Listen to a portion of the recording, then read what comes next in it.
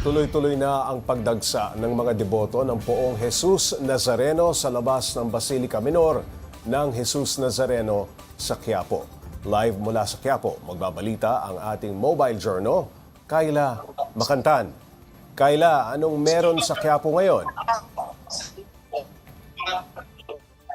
Actually, ang oras na ito, no, halos na ng mga tao para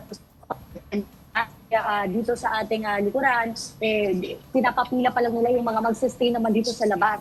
As of the last count ng mga otoridad, umabot na sa 300,000 ang bilang ng mga tao ngayon dito sa Quiapo Church para sa pagdiriwang yun ay kapistahan ng Poong Jesus Nazareno. 33 misa ang inihanda ng minor sign of Jesus niya bilang pagpupulong sa Poong Nazareno ngayong taon.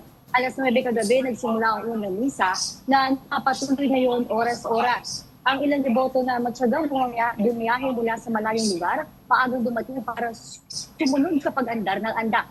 Si Rachel, na galing pang Santo Tomas, Batangas, mahigit 20 years na raw na deboto. Madaling araw si mabumiyahe ng kanyang asawa, kaya naman alas 10 na rito. Sumama na sila sa procession kanina at mabilis naman daw na nakaakyat sa andak.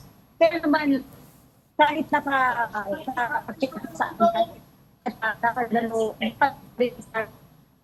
pero kahit na gano'n, naantayin pa rin daw nila ang pagdating ng Nazareno at ang masyadong pipila muli para masulyapan siya sa loob. Narito ang kanyang naging pahayag. Mapapayak ka, hindi mo ma-express mo. Nakita mo siya. Sobrang bless niya ako sa ito na kasi. Ako masabi. Pops Jay, sa ngayon nakaantabay ng mga otoridad dito sa Quiapo Church sakali na dumating na nga yung mga nagprosesyon. Samantala, alas 11 ng gabi pa ang puno ng misa rito, kaya inaasahan nila nga marami pa ang hahapon. Pops Jay? Kayla, kamusta naman ba ang seguridad sa paligid ng simbahan? Maayos naman ba itong napapatupad? Pops Jay, natin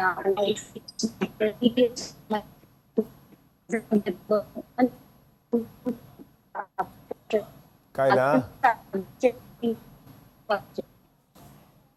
Okay, Kayla, putol-putol ang ating signal. Maraming salamat at mag-iingat ka dyan, Mobile Journal, Kayla Makantan.